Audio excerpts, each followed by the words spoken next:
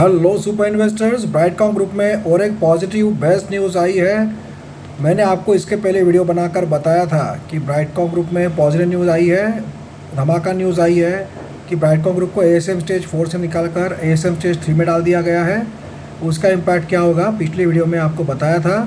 और एक positive news update आया है ब्राइटकॉम ग्रुप की ओर से। जी हाँ, ब्राइटकॉम ग्रुप के जो आप जानते हैं प्रोमोटर्स लोगों ने अपने शेयर प्लेज किए हुए थे, गिरवी रखे हुए थे, और अभी जो नया अपडेट आया है उसके हिसाब से ब्राइटकॉम ग्रुप के प्रोमोटर ग्रुप ने अपने जो शेयर गिरवी रखे थे वो छुड़ाए हैं, अनप्लेज किए हैं। किस किस ने किए हैं तो देखिए, सरिता कोमोसेल्स और उसके अलावा कल्पना कोमोसेल्स एलएलपी, इन्होंने अपने शेयर्स अनप्लेज किए हैं। और ये सब जो अनप्लेज किया गया है 20 जून को हुआ है मैक्सिमम, जो कि समझो 80,000 shares, 45 lakh shares, 1 crore shares, 2 crore 99 lakh shares, ऐसे अलग अलग क्वांटिटी में प्रोमोटर्स ने अपना जो शेयर गिरवी रखे हुए थे वो उन्होंने गिरवी से छुड़ा लिए हैं। तो ये एक पॉजिटिव अपडेट है।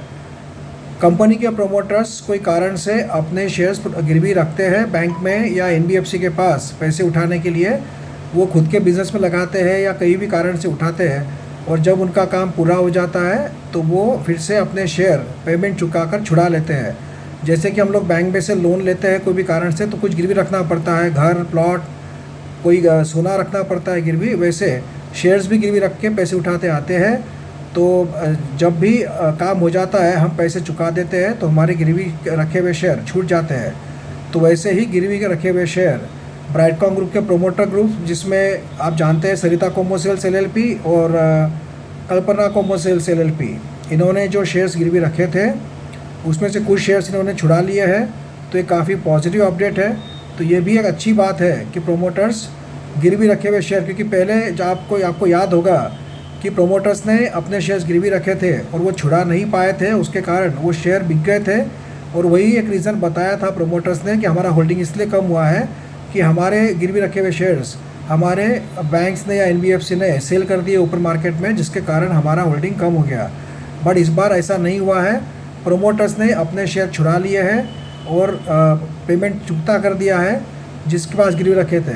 तो ये भी एक पॉजिटिव अपडेट है। इसका भी कहीं ना कहीं पॉजिटिव इम्पैक्ट हमें ब्राइटकॉम ग्रुप के जो रेट है उस पर देखने को मिल सकता है कल या परसों। हालांकि ये ज़रूरी नहीं है कि इस न्यूज़ के कारण तुरंत अपर सर्किट लग जाए। हो सकता है एक हाथ लोअर सर्किट लग भी जाए सोमवार को, और हो सकता है मंगलवार या बुधवार से हमें फिर से शेयर अपर सर्किट में जाते हुए देखने को मिल सकता है। थोड़ा आपको पेशेंस रखना पड़ेगा, क्योंकि आपको पहले भी बताया है कि कोई भी शेयर नॉन स्टॉप ऊपर जाता नहीं है, थोड़ा रुकता है, थोड़ा नीचे आता है। आरएसआई भी करेक्शन होना ज़रूरी होता है। अभी आरएसआई भी कंफर्टेबल लेवल पर आ चुका है, अराउंड 70 के आसपास आरएसआई आ चुका है, और एक आधा लोअर सर्किट और लगा तो और भी नीचे जाएगा और वहाँ से फिर से नई रैली के लिए तैयार हो जाएगा ब्राइटकॉम ग्रुप का शेयर। और देखिए, लोअर सर्किट लगा, इसके कारण उसका एएसएम 4 से निकाल कर 3 में डाल दिया गया है। तो ये भी एक उसके बाद में एक्शन हुआ है।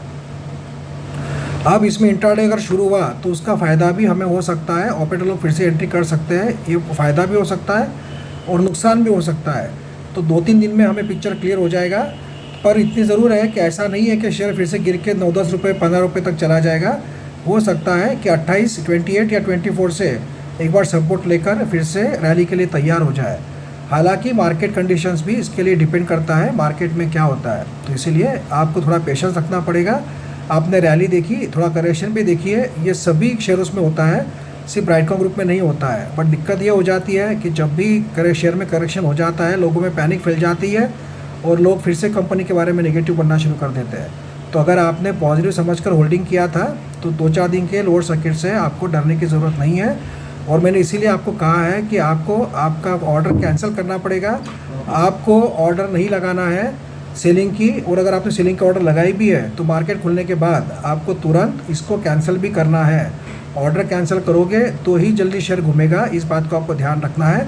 तो सेलिंग प्रेशर मत बनाइए, जितना सेलिंग प्रेशर कम रखोगे आप उतना ही जल्दी शेयर आपको घूमते हुए दिखेगा।